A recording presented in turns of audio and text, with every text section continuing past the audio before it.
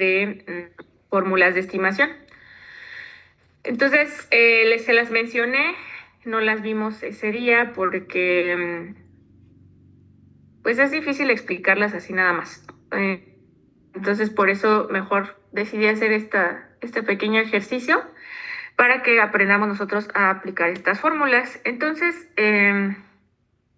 si ustedes se van a su cuadernillo, que es el que mejor voy a compartir. Ok, ok. Entonces, aquí en el cuadernillo,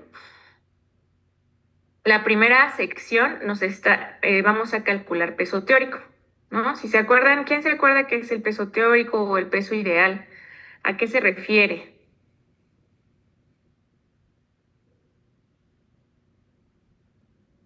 Yo recuerdo que ese se ocupaba como para hacer cálculos de necesidades energéticas y de nutrientes, porque era como más o menos como intermedio del rango del peso saludable, por ahí más o menos. Ajá. Bueno, el peso ideal, digamos que es un peso que está asociado a una mejor salud o una salud óptima en las personas o en los pacientes, ¿no? Entonces, por eso a veces se le da tanto importancia al peso ideal. Sin embargo, pues como les comentaba, en algunos casos es muy complicado alcanzar ese peso ideal, entonces nos tenemos que ir pues por otras estrategias. ¿Mm?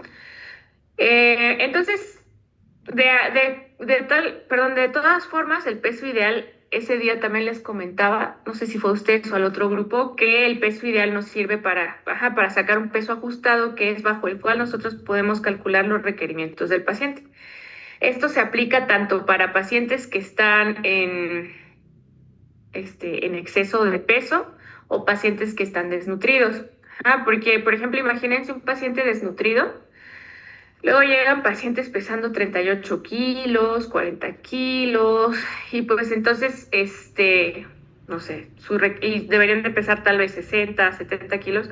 Entonces, esas diferencias en su peso real y el peso ideal, pues son muchísimas y esto puede afectar la ingesta de macronutrientes importantes. Entonces, en este caso, pues serían los pesos ajustados que ya los veremos más adelante. Pero entonces lo que quiero que sepan o lo que quiero que se acuerden es que el peso teórico, si bien no nos sirve para darle un número de peso al paciente y decirle tienes que pesar 50 kilos, más bien es para hacer algunos ajustes o cálculos de su plan de alimentación, para tener ¿cómo se llama? Un plan de alimentación como un poquito más apegado a la realidad o apegado a las necesidades de los pacientes. Entonces, vamos a, vamos a empezar con esta primera parte. La fórmula de Lorenz es una fórmula que está pues bastante pertinente porque toma en cuenta tanto la talla en centímetros y nos divide o nos estratifica en hombres y mujeres.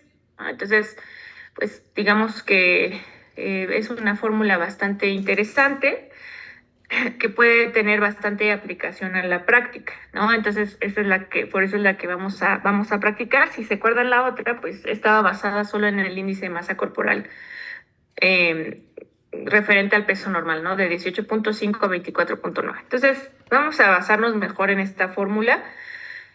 El primer ejercicio nos dice que es una mujer de 35 años con talla de 1,62. Entonces, para calcular Lorentz, pues primero tenemos que ver cuál de las dos es la fórmula, ¿no? La de mujer, es la de abajo. También tenemos que ver, es bien importante ver en qué unidades nos está pidiendo el criterio, la medición que vamos a utilizar. Y yo lo que siempre les digo es que no metan todo junto a la calculadora porque luego, cuando meten todo junto a la calculadora, salen cosas muy extrañas, ¿no? Entonces, yo, o sea, por precaución, lo que les sugiero es siempre vayan como solucionando de acuerdo con la prioridad de las operaciones o lo que pueden ir haciendo es como por separado, ¿no? O sea, por paréntesis y entonces ya después juntan toda la ecuación principal para que no tengamos errores, ¿ok? Entonces, en este caso, el primer ejercicio, déjenme saco mi calculadora. Váyanlo haciendo conmigo para que no ande yo como loquita hablando sola nada más. No por lo de loquita, eso ya no se dice. Ok, pero háganlo conmigo, por favor. Ay, no encuentro mi calculadora. Aquí está. Ok, muy bien. Entonces, para el primer cálculo, mujer de 35 años con una talla de 1,62. Entonces, vamos a utilizar la fórmula de Lorentz de peso teórico para mujer. Y entonces lo único que tenemos que hacer, bueno, yo lo que haría, pues primero sería resolver esta parte.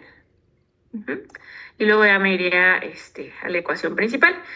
Entonces la primera parte nos pide talla, 1,62. Menos 150, entonces son 12. 12 entre 2,5. Ok, 4,8. Entonces aquí esto es 4,8. Si a alguien le sale algo diferente, me avisa. Aquí es 1,62. Ay, perdón, soy re mala escribiendo así. Menos 100. Menos 4,8. Ok, entonces 1,62. Digo 62 menos 4,8. Muy bien, 57,2. Entonces, el peso ideal de esta paciente es de 57,2. ¿Ok? Muy bien. Ahora hagan ustedes el de hombre. El de hombre ya me dicen cuánto le sale. Recuerden que la fórmula de hombre es diferente, está acá arriba, ¿no? Que lo que cambia es el denominador. Es 4. Y aquí ya les tapé. Ahí está.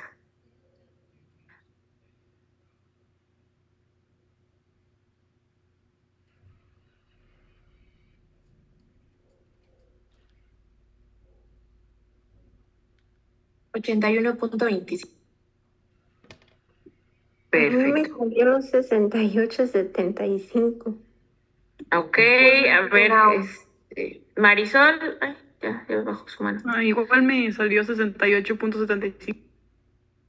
Ok, vamos a ver, entonces vamos a resolverlo. 25 entre 4,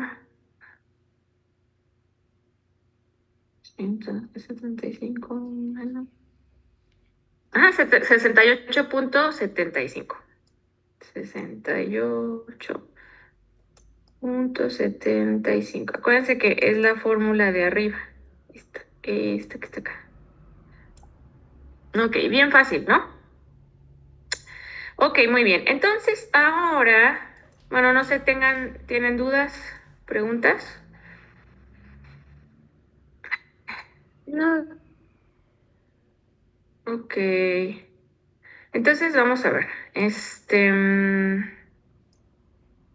Ahora vamos a hacer cálculo o estimación de altura. Entonces, vamos a utilizar los datos de altura de rodilla, pero justo les debo el video de altura de rodilla. Entonces, déjenme, se los pongo para que ustedes vean cómo se mide la altura de rodilla.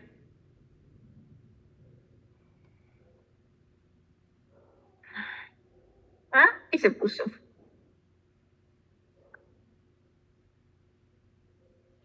Ok, muy bien. Perfecto. Entonces les voy a poner el video.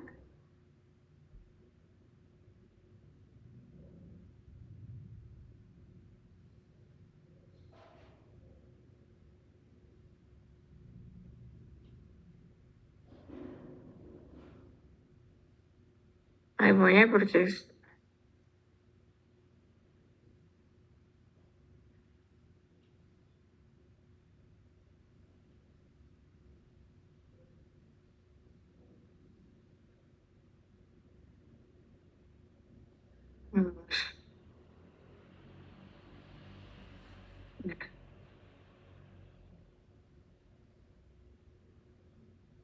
¿Se escucha? no, No, no. pero no se escucha. ¿no? Ok, esperen tantito. Ahí, ahí está. Ujú. Necesitamos una cinta métrica y un lapicero o un plumón para hacer unas líneas. Seguidamente necesitamos que la rodilla y el talón formen un ángulo de 90 grados. Que el paciente esté sentado. Seguidamente, con la ayuda del plumón o del lapicero, buscamos el tibial superior lateral, donde hacemos una ligera marca, y seguidamente prolongamos con la ayuda de nuestra cinta métrica hacia la derecha.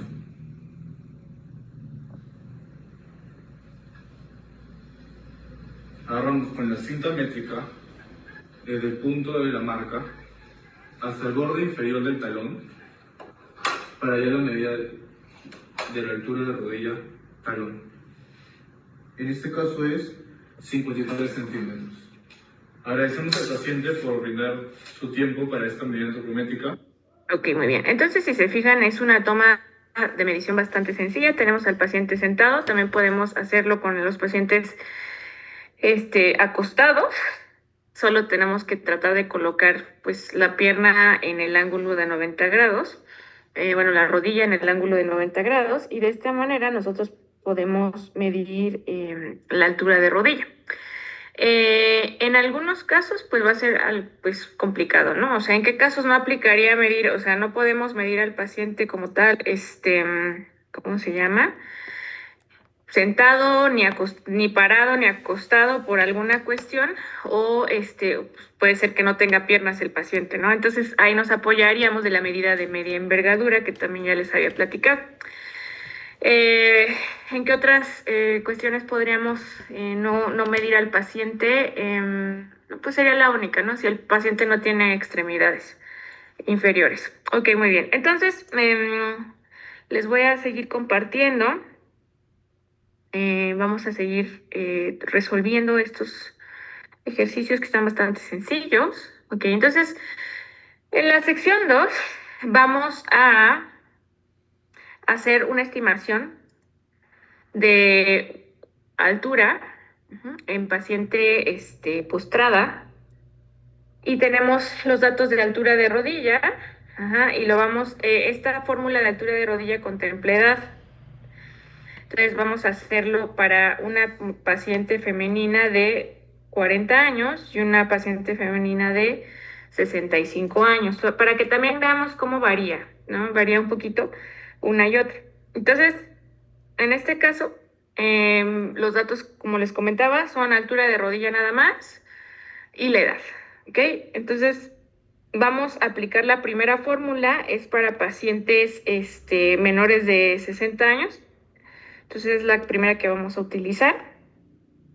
Déjenme, saco mi lápiz, pero lo pongo de otro color. Ok. Entonces, vamos a tratar de resolver primero los paréntesis, si quieren. Entonces, aquí vamos a poner punto 17 por la edad que tiene 40 años. Por 40, 6.8.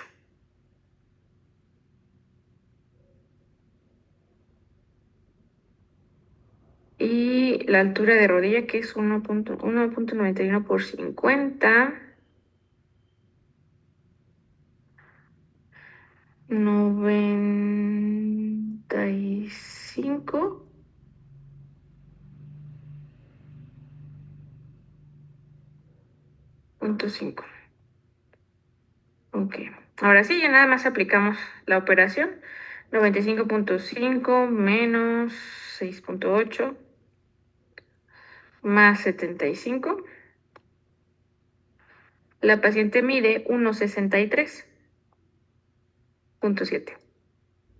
1,63.7. Si tiene 40 años. Ahora ustedes hagan el de si tuviera 65 años. A ver qué les sale.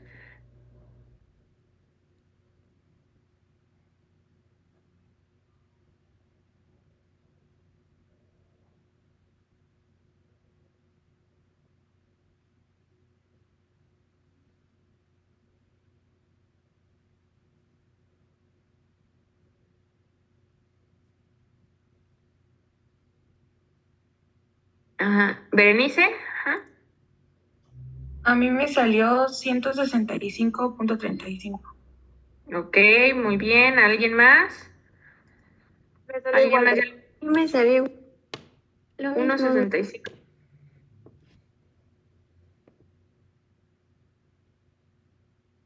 Ok, muy bien.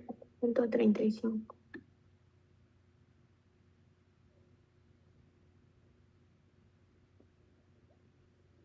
Muy bien.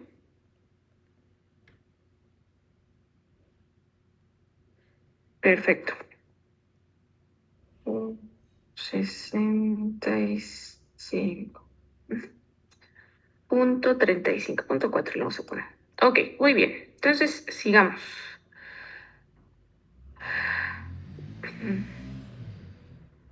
Ok, ahora vamos a seguir con la presentación y ahorita seguimos con los ejercicios. Entonces, ok. Nos habíamos quedado en las mediciones, bueno, esto les platicaba, que si ustedes no pueden tomar la altura de rodilla, pueden valerse también de la media envergadura, que también tenemos una fórmula de estimación. Ujú. Y aquí también podemos, pues, por ejemplo, si le dudan, no sé, o sea, si sienten que estamos sobreestimando la de altura de rodilla, a través de la altura de rodilla, la estatura, pues podemos también sacarlo por media envergadura y hacer como un promedio, ¿no? Y ya, entonces, de esta manera, pues, tener como tal vez un acercamiento de la estimación de la estatura. Ahora vamos a ver, Doctora, medición. disculpe, ¿está proyectando algo? Se supone que sí. No, no sale nada. Ay, que no se ve. Bueno, espérenme tantito, ¿eh? Tienen toda la razón. Es que, ok, listo. ¿Ya se ve ahora sí? Está cargando. Ok. Ahora sí ya. Bueno, perfecto. ¿Alguien iba a decir algo? ¿No?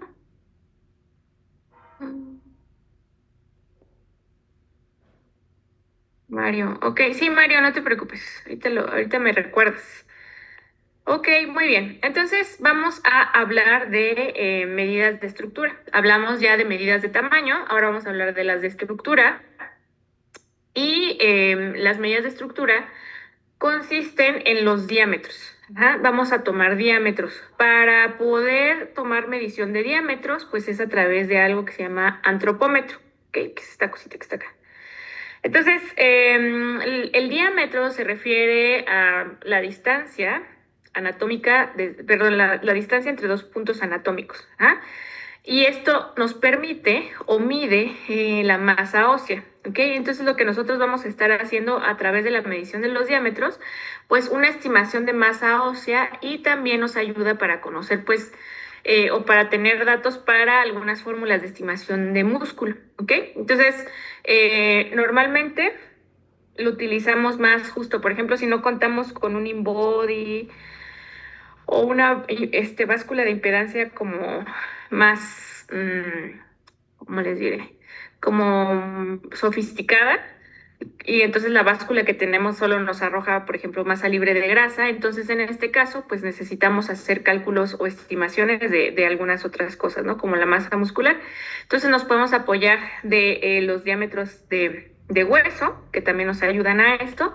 Y también esto se usa mucho en composición corporal en deportistas, ¿no? Ya les había platicado un poquito de la somatocarta, que es algo que sí, en efecto, sí se utiliza, pero no se utiliza como dicen en TikTok, de que se utiliza para saber tu dieta y esas cosas, ¿no? O sea, nada más fuera de la realidad. No hay ningún artículo que nos diga que hay que alimentarnos según nuestra somatocarta, como si fuera el horóscopo. Pero sí nos sirve para saber el tipo de cuerpo que tienen los deportistas y pues como que saber para qué, ¿cómo se llama? Para qué disciplinas son mejores, o si por ejemplo juegan en equipo, tal vez en qué posición puedan jugar mejor, etcétera, ¿no? Entonces para eso nos sirve la somatocarta. Muy bien. Ahora vamos a hablar de las medidas de composición. Las medidas de composición corporal, pues vamos a observar, ya vimos como toda la cuestión de talla, estructura, Pero ahora vamos a hablar de los tejidos. Si ustedes saben, la definición de peso es la suma de todos los tejidos de nuestro cuerpo. Y pues recordar que tenemos dos grupos grandes de tejidos en cuanto a composición corporal se trata, ¿no? No estoy hablando de histología, sino en cuanto a composición corporal. Y ya de ahí, pues se clasifican, ¿no? Entonces vamos a tener masa grasa y masa libre de grasa. Esos son como los dos grandes grupos. Entonces, la masa grasa, pues simplemente va a estar compuesta de todo el tejido adiposo de nuestro cuerpo. Y la masa libre de grasa es toda aquella que no es grasa, ¿ok? Entonces ahí vamos a contemplar tanto músculo, agua, masa residual, órganos, hueso, etcétera. Entonces, es importante conocer la composición corporal de las personas, no solo en tamaño, no solo en estructura, sino también irnos un poquito más allá, ¿no?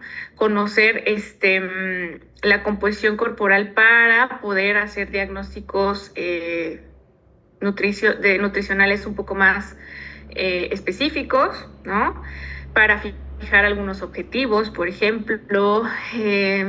También depende mucho del tipo de pacientes que veamos, ¿no? Por ejemplo, ahorita se le ha dado mucho auge a la masa muscular. O sea, siempre ha sido importante, pero nunca se había dado cuenta la medicina que era tan importante como ahorita.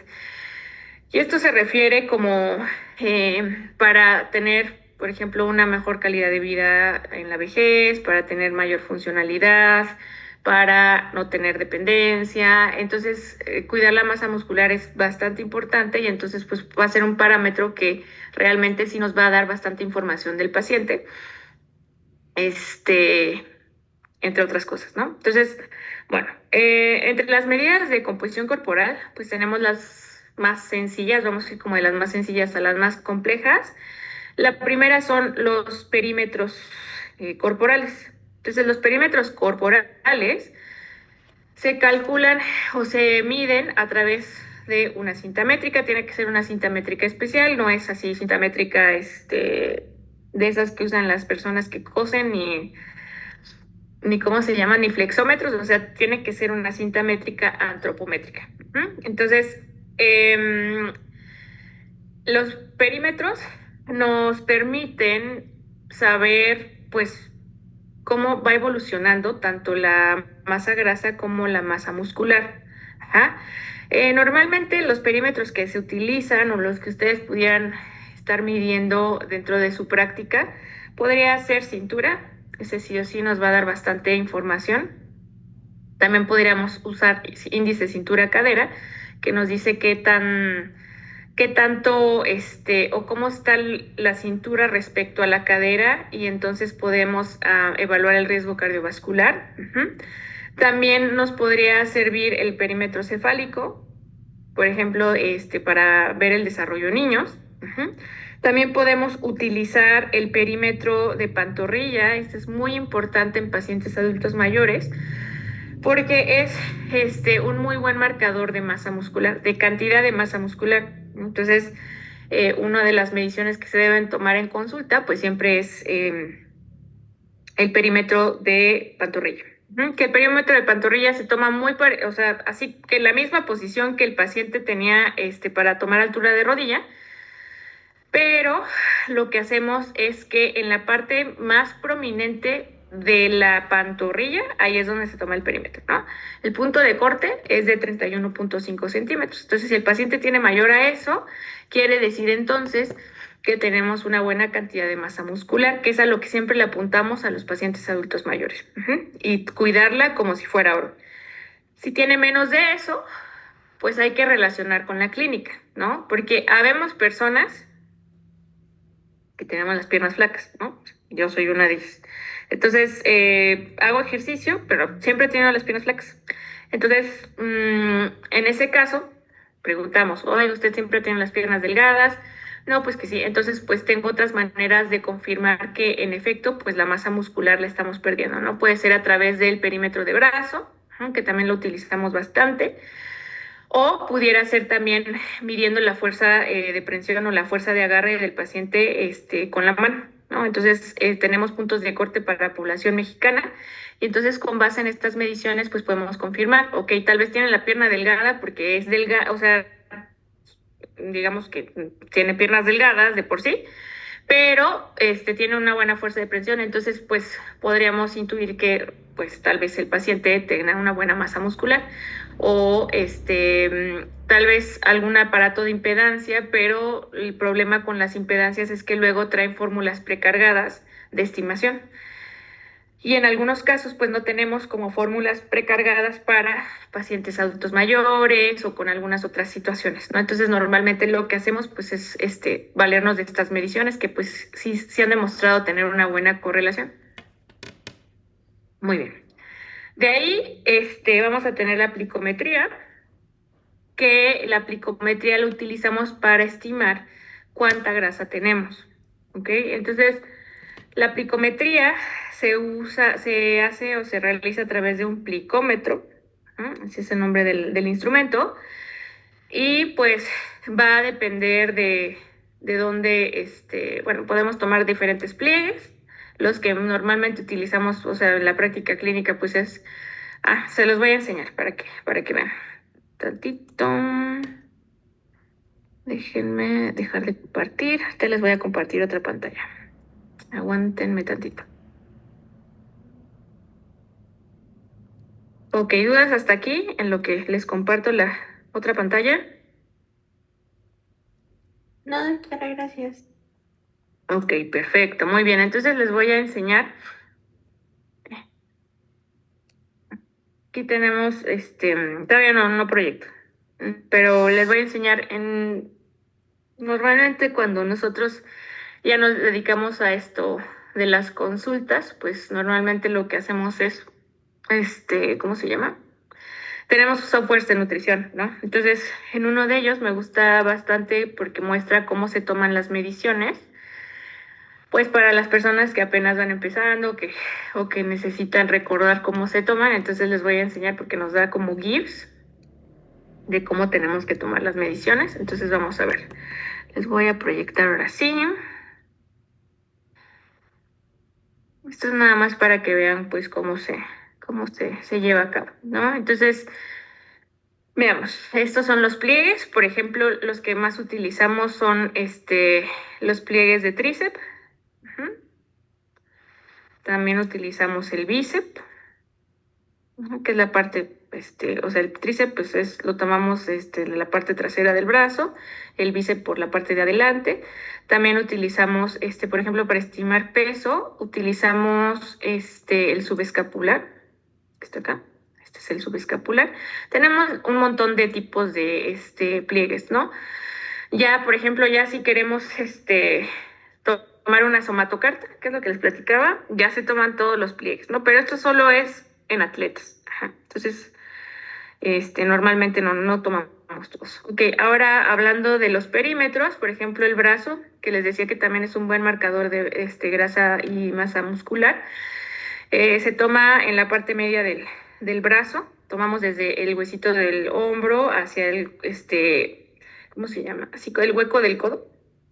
Y entonces hacemos un punto medio y ahí en ese punto medio tomamos el perímetro. Ajá. Y este perímetro nos sirve también de base para tomar los pliegues, tanto bicipital como tricipital. También el perímetro de cintura, que es la parte media entre la última costilla y la cresta ilíaca. Ahí es donde se toma la cintura. Ese lo puede, anótenlo porque eso les va a servir a ustedes. ¿Y qué hago si mi paciente no tiene cintura? Porque es algo que pasa, o sea, no es mala onda, es algo que pasa, o sea, vamos a tener pacientes con un abdomen pues bastante prominente.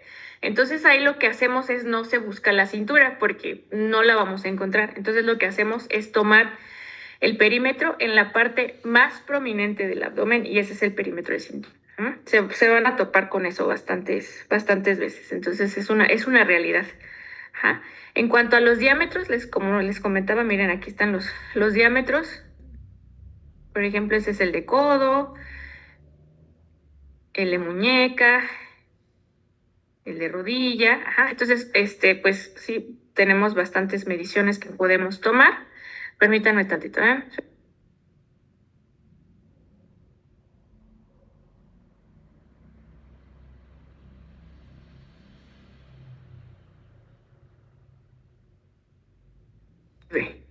Ok, ya. La tablet mejor. No tiene pila, perdón. No tiene pila. Ah, Ok, bueno, entonces, ¿dudas hasta aquí? No, doctora. ¿No? Ok, entonces vamos a seguir. Ok, ahora, si nosotros queremos hacer una estimación de la composición corporal rápida, pues entonces, bueno, hacer un diagnóstico nutricional rápido, podemos utilizar el índice de masa corporal que les comentaba. O sea, nos puede ser útil para, digamos, clasificar o más o menos darnos una idea de en dónde se encuentra el paciente, pero no nos va a servir, o sea, para tener un diagnóstico terminante del paciente, ¿no? Entonces, simplemente nos va a dar una guía. A veces hay pacientes que son engañosos y podemos verlos que tal vez se vean con peso normal y resulta que sí pueden tener algo de sobrepeso, por ejemplo, etcétera. Entonces, es bien importante tal vez tomar en cuenta mínimo el índice de masa corporal y el perímetro de cintura para que ustedes puedan tener un diagnóstico un poquito más certero, ¿no? O si ustedes ya se quieren ver más pro, pueden hacer una estimación de la masa grasa relativa. Entonces, es lo que vamos a aprender ahorita. Entonces, primero, el índice de masa corporal, recordemos que es la relación entre el peso y la estatura al cuadrado.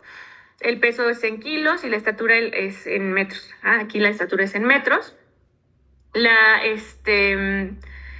índice de masa corporal va a estar clasificado. Menor a 18.5 vamos a tener bajo peso. De 18.5 a 24.9 peso normal y de 25 a 29.9 sobrepeso y ya de ahí para allá obesidad. ¿Okay? Vamos a tener diferentes clasificaciones de obesidad. Este es según índice de masa corporal.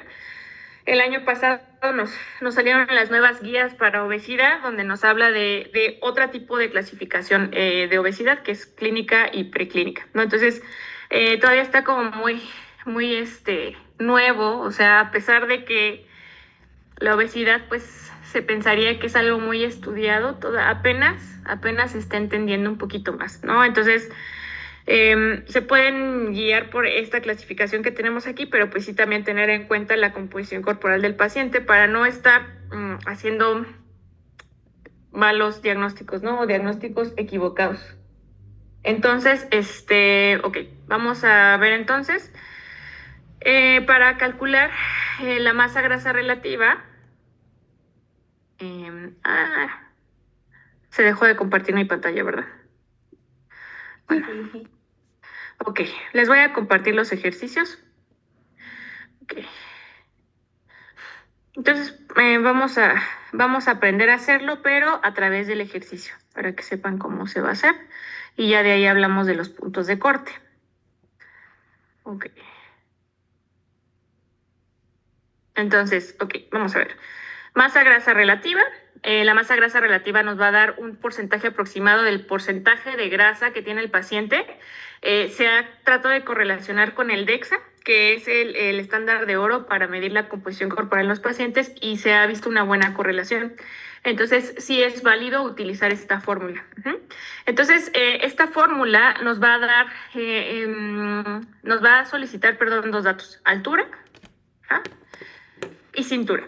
¿Ok? Entonces, ambas las tienen que usar en la misma unidad. Por ejemplo, si van a comparar altura en metros, la cintura tiene que estar en metros. Si van a comparar la altura en centímetros, la cintura tiene que estar en centímetros. Entonces, vamos a ver. Tenemos también dividido por hombres y mujeres.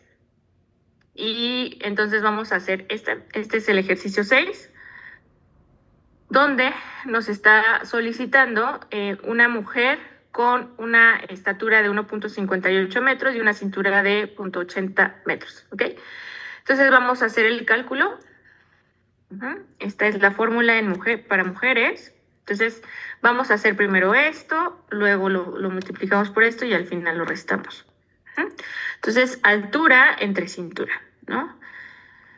1.58. Bueno, no lo voy a escribir porque soy muy mal escribiendo con mouse. Entonces vamos a ver. Altura 1.58 entre 0.8. Acuérdense que siempre tienen que usar las mismas unidades. ¿Ok? Entonces, eso me da 1.975. Lo voy a multiplicar por 20. 39.5. Entonces, 76 menos 39.5. 36.5. 36.5. Ok. Muy bien. Ahora, veamos con base en el punto de corte cómo está esta paciente. Entonces, esta paciente tiene 36.5 y el punto de corte para mujeres, para considerarlos con un porcentaje normal de grasa, es menor a 33.9%. Entonces, en este caso, esta paciente tiene obesidad, ¿no? Según la masa grasa relativa. Otra cosa que también podemos hacer, bueno, yo les diría, si quieren hacer este cálculo, pues háganlo en Excel y ya pues automáticamente lo pueden calcular. O si no, ¿cómo se llama? O si no, si no les da tiempo y nada más quieren medir lo que es la cintura, lo que pueden hacer es, pues, compararlo con los puntos de corte para población mexicana, ¿no? Que los puntos de corte de cintura en hombres es menor de 90 centímetros y en mujeres es menor 80. Entonces, arriba de esto, el paciente se considera con obesidad, obesidad central, ¿ok? Y riesgo cardiovascular alto. Entonces, si no alcanzan a hacer la fórmula, pues al menos ya nos guiamos por los perímetros de cintura y pues ya tenemos una idea de cómo está el paciente, ¿no? Muy bien, entonces, ustedes van a hacer el otro ejercicio, ¿no? Y van a hacer estos dos de índice de masa corporal y los van a clasificar al paciente, ¿sale? Por clasificación de la OMS. Entonces, se los proyecto. Son estos dos ejercicios, 4 y 5 y ejercicio 7, ¿sale? Entonces, 5 minutitos. No, 3 minutos. Ustedes pueden rápido.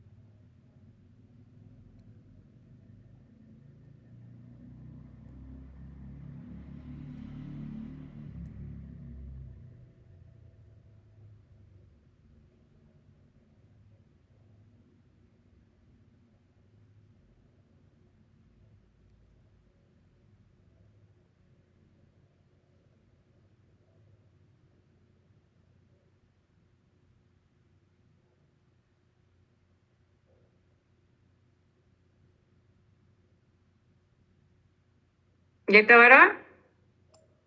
Ya casi. Ok. Un minuto más. Bueno, 2 minutos más.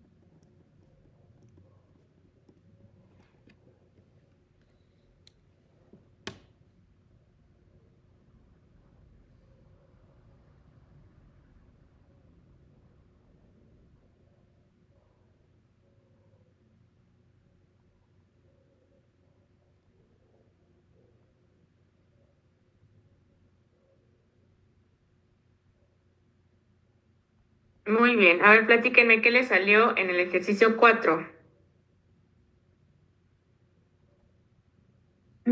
28.12.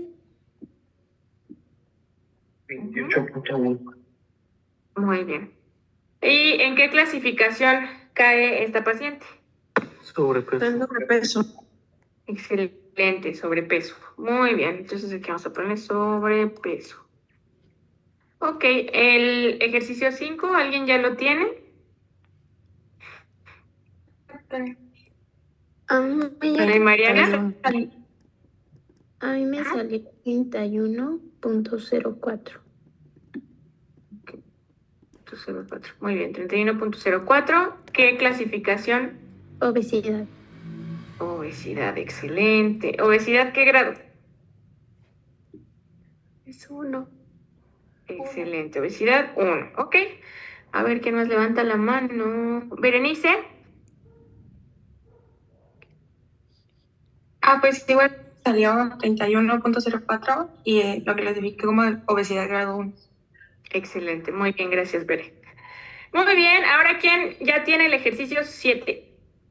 El del porcentaje de masa grasa en paciente masculino. Naomi. Ese me salió 38.6. Ok, 30. Y a ver, y César, platícame cómo lo clasificarías, o Berenice, ¿quién? A mí me dio otro resultado, a mí me dio 26.8. Ok, 26.8. Ok, ¿quién da más? ¿Quién da menos? A mí me salió 26.6. 26.7. Igual 26. Ok, a ver. Esperen. Vamos a ver. Ay, ¿qué pasó aquí? A ver. Vamos a ver. 26.6. A ver. Ve.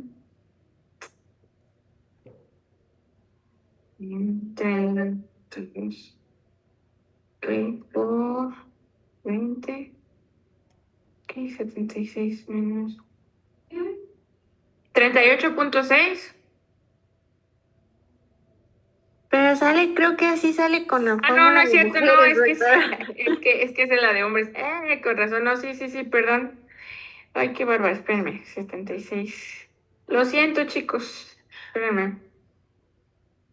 Ok, muy bien, entonces, ¿cuánto? Permítame.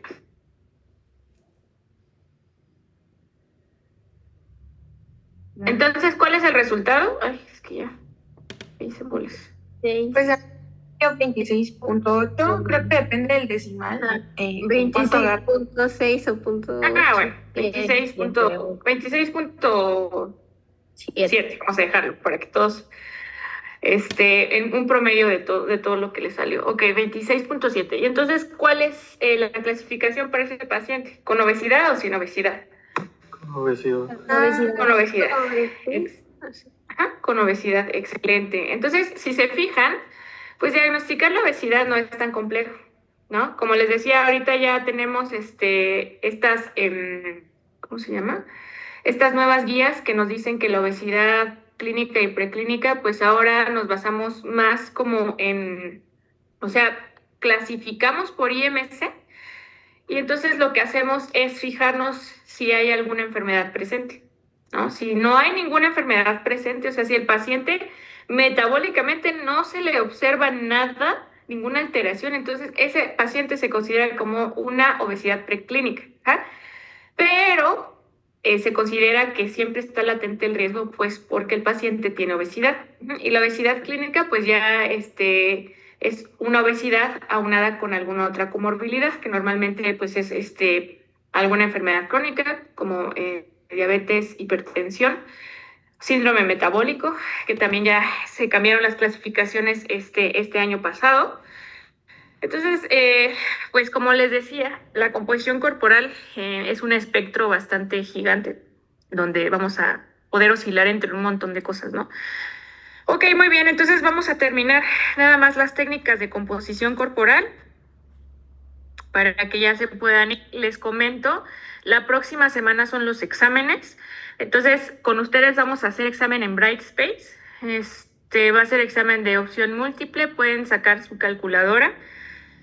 Yo creo que lo que voy a hacer es ponerles la fórmula dentro de las preguntas para que ya ustedes no tengan que hacer formulario ni nada. Y entonces puedan resolver los ejercicios. Pues está muy sencillo porque realmente, o sea, es muy poco tiempo para todo lo que tenemos que cubrir, ¿no? Entonces llevamos, hasta lo que vemos hoy es lo que va a venir en el examen, ¿vale? Muy bien, entonces, la evaluación de la composición corporal es una herramienta para evaluar el estado nutricional del paciente y para monitoreo, ¿no? O sea, la mira siempre es hacer un diagnóstico nutricional inicial y dentro del proceso de cuidado nutricio pues siempre implica la cuestión de estar monitoreando al paciente, ¿no? Para ver qué cambios hay, si hay que plantear nuevos objetivos, si hay que cambiar alguno de nuestras medidas o estrategias que estamos manejando, etcétera, ¿no?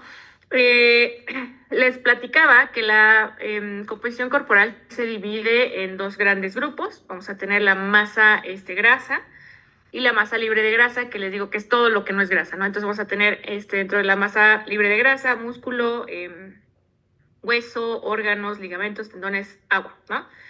¿Qué podemos diagnosticar con la composición corporal o el análisis de composición corporal? Pues un montón de cosas, ¿no? Pero lo básico es obesidad, sobrepeso. También podemos diagnosticar osteoporosis, pues porque tenemos justo algunos de los métodos que utilizamos para para evaluar la composición corporal se utilizan también para diagnosticar osteoporosis, ya lo verán. Tenemos sarcopenia, también podemos diagnosticar sarcopenia y deshidratación u sobrehidratación, que son términos bastante importantes y que a veces no cuidamos, ¿no? Por ejemplo, si la sobrehidratación es un factor súper importante para los pacientes que entran a urgencias. ¿Por qué? Porque pues el famoso encharcamiento, ¿no? Luego no se fijan que el paciente viene sobrehidratado. Por ejemplo, imagínense un paciente con una insuficiencia cardíaca, viene sobrehidratado y entonces le meten suero. Entonces sí hay que tener mucho cuidado también con este aspecto de la hidratación. Entonces, la composición corporal nos va a brindar información importante y valiosa que contribuye tanto a la identificación, el diagnóstico y el manejo de muchas patologías médicas, y nos va a hablar también de qué estrategias aplicar para ese paciente, ¿no? Entonces vamos a tener diferentes tipos de medición de composición corporal. Vamos a tener las mediciones directas, o sea que son bastante complejas, o sea tenemos activación de neutrones, la dilución de isótopos y pues ahora sí que contar, así como lo hacía Da Vinci, de contar parte por parte del cuerpo, pues también se considera una medición directa, ¿no? Porque realmente pues estoy contando tejido por tejido, ¿no? Pero pues eso es poco realista. Entonces tenemos las mediciones indirectas, que son las que más utilizamos por su factibilidad, que es la bioimpedancia, que es la que ahorita vamos a platicar, y la antropometría, que ya la vimos, pues que son todo perímetros, plicometría, diámetros, etcétera. Y vamos a tener los métodos de criterio, que toman como una pequeña parte del cuerpo y a través de esa estiman cómo se comportan todos los tejidos del cuerpo, ¿no? Entonces, esta va a ser a través de fórmulas de estimación, o sea, por ejemplo, los InBodies, las básculas secas, todas estas tienen, como les digo, cargadas fórmulas de estimación, o sea, no es que midan como tal la composición corporal, sino que lo estiman a través ¿cómo se llama? De la medición de cargas, que es lo que vamos a ver ahorita. Y estos de criterio, les digo, tomamos una pequeña parte del cuerpo y con base en eso, pues evaluamos cómo se comporta todo lo demás. Entonces, la composición, la bioimpedancia es el método que más utilizamos. ¿Por qué? Porque es no invasivo, tiene bajo costo y aparte es portátil. Podemos andar trayendo para todos lados nuestra báscula de bioimpedancia, entonces es bastante factible de utilizar y pues es mucho más económico en teoría, ¿no? Porque el costo de justo estaba pidiendo una cotización en estos días, pues el costo de una impedancia pues sí anda rondando los 200,000 pesos, una como sencilla. Ya si quieren una más pro, pues ya más del $500,000 pesos. Entonces, sí es cara, no es tan cara como por ejemplo un DEXA o un equipo de esos, pero es cara, ¿no? O sea, es caro el equipo, pero pues la verdad tiene muy buen costo-rendimiento. Entonces, vamos.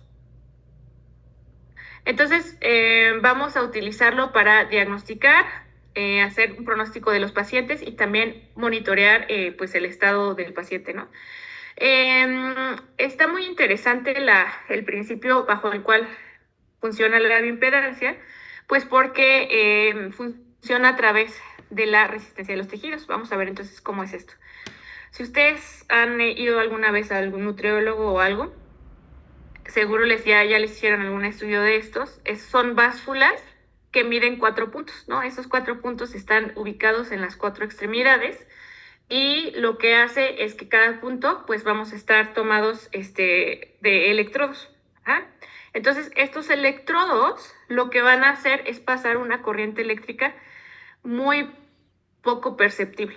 No es como la máquina de toques de la feria, ¿no? Es una corriente muy, muy pequeñita.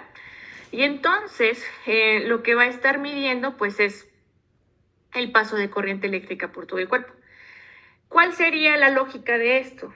Bueno, que nosotros tenemos, como les decía, 2 grandes grupos de tejidos. Vamos a tener la masa grasa y la masa libre de grasa. Si ustedes se recuerdan a sus clases de bioquímica de primer semestre, ¿qué me pueden decir del agua? ¿Qué característica tiene el agua? Que conduce. ¿Mande? Que conduce. Conduce, es un buen conductor de electricidad, porque acuérdense que el agua es polar, Entonces, al ser el agua polar, pues tiende a formar polos con pues las cargas eléctricas.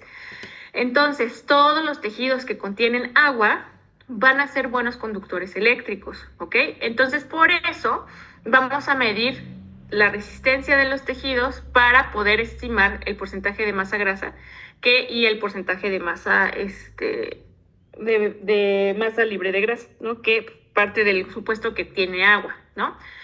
Entonces, la característica del tejido adiposo es que es apolar, ¿no? O sea, no conduce electricidad o tiene muy poca capacidad conductora. Entonces, en ese momento en que la corriente eléctrica que se nos está pasando a través de los electrodos se detiene, pues entonces ahí interpretamos, ¿no? Es masa grasa.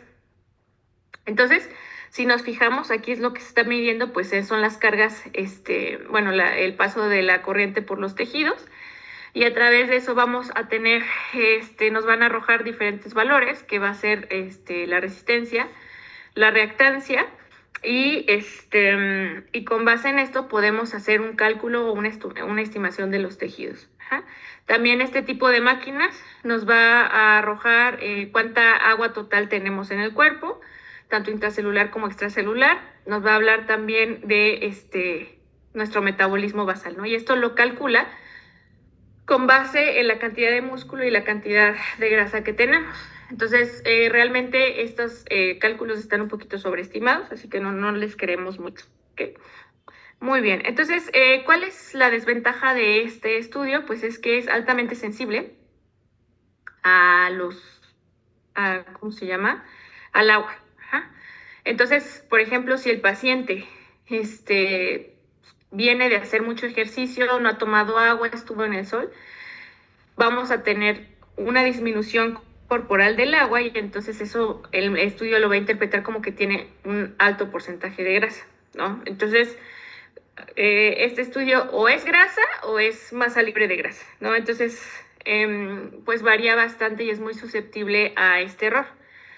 Entonces, lo que se recomienda pues siempre es tener un estado adecuado de hidratación con el paciente y pues darle diferentes indicaciones que ya vamos a ver para que se pueda tomar el estudio como debe de ser. Aquí tenemos diferentes bioimpedancias. Tenemos desde las más sencillas, que son estas que están aquí de 2 puntos. Esta nada más toma manos, esta toma pies. Y ya tenemos unas más complejas que son como los InBodies. Esos toman los 4 puntos. Y tenemos los RJLs. Estos utilizamos parches de electrodos y medimos las conducciones eléctricas. Estos se utilizan mucho en hospital, ¿no? Estos son los que se utilizan en hospital, pues porque son bastante prácticos para los pacientes encamados. Muy bien, ahora tenemos el DEXA, que es el estándar de oro para medir la composición corporal. Mide tejidos blandos y tejido masa ósea, perdón. Y entonces este estudio pues tiene diferentes como principios, ¿no? Mide dos materiales distintos de manera adecuada y exacta al mismo tiempo. También se puede aplicar en diferentes cuerpos, ¿no? Por ejemplo, las bioimpedancias, les digo, son susceptibles a varias cosas. E incluso, por ejemplo, como trabajamos con cargas eléctricas, pues no podemos medir pacientes que tengan alguna placa. Ajá. O ya actualmente ya tenemos máquinas que sí nos miden en pacientes amputados, pero anteriormente no teníamos. Entonces, pues el DEXA pues no tiene estas limitaciones, ¿no? Y también podemos medir a pacientes con obesidad mórbida sin ningún problema. Mide el cuerpo por regiones y pues la consistencia de las mediciones es muy poco variable, entonces esto nos da confiabilidad en el instrumento. La radiación que utiliza esta máquina pues es mínima, entonces no hay riesgo. ¿Y qué más? Y entonces a través de la medición de estos tejidos vamos a estimar la cantidad de masa magra y masa grasa. Entonces, como les digo, todas son técnicas de estimación. Realmente no estamos midiendo como tal los tejidos. Entonces, ¿cuáles son las indicaciones para tomar un estudio de composición corporal? Hay uno de 8 horas. El paciente tiene que no haber tomado agua 2 horas antes de la medición, no haber hecho ejercicio al menos 24 horas antes, no consumo de alcohol 48 horas antes y haber ido al baño 30 minutos antes para poder tener la mejor medición posible. Tiene que ser ropa ligera, de preferencia siempre decirle al paciente que traiga la misma ropa y siempre en las mismas condiciones. O sea, por ejemplo, si vi al paciente a las 11 de la mañana y el paciente venía sin desayunar, pues entonces voy a tratar de que cada vez que lo veas a las 11 de la mañana y que el paciente venga sin desayunar, para que yo pueda tomar esa medición y se acerque lo más posible, ¿no? También tenemos las tomografías. La tomografía también nos sirve para calcular la cantidad de tejido adiposo y de tejido libre de grasa. Digamos que se mide un corte de una vértebra lumbar y entonces esto hace como la estimación de cómo se comporta la composición de todo el cuerpo, ¿no? Entonces, la desventaja, pues que es muy caro, es muy tardado y pues realmente no es factible hacerlo en la práctica clínica, ¿no? Tenemos también el pesaje hidrostático. Funciona con el principio de Arquímedes, que dice que un cuerpo sumergido desplaza su peso, ¿cómo se llama? Su propio volumen hacia arriba cuando se sumerge. Entonces, simplemente es para que lo conozcan, no lo tienen que estudiar ni nada, pero sí, existen en algunos laboratorios de composición corporal, se utilizan. Y bueno, aquí hay otros, ¿cómo se llama? Otros métodos de composición corporal para que los chequen ahí, vean sus ventajas y desventajas. Y bueno, hasta aquí lo vamos a dejar. El cálculo de energía, de gasto energético, lo vamos a dejar para el siguiente parcial. No sé si tengan dudas o preguntas. Sí, Naomi. Disculpe, doctora. Si nos sale, por ejemplo, en el IMC como un poquito diferente las décimas, así como por ejemplo en el ejercicio 5 me salió un poquillo diferente el final. O sea, sí fue como que .02 en lugar de .06. ¿Eso está bien? Sí, no se preocupen. Lo que voy a hacer es, yo les voy a poner como la opción múltiple, o sea, van a tener opciones y todas van a ser redondeadas al primer decimal. Entonces, para que no se agobien por esto. Ok. Muchas gracias. ¿Sí? ¿Alguna otra pregunta, comentario?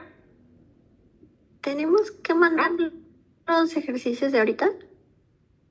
Todavía no, porque nos falta hacer la parte de gasto energético, así que no se apuren todavía.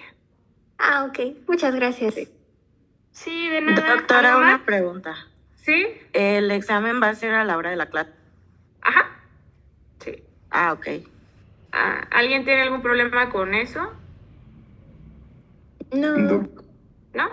Ok, muy bien. Entonces, sí, va a ser a la hora de la clase, perdón, se me olvidó decirles.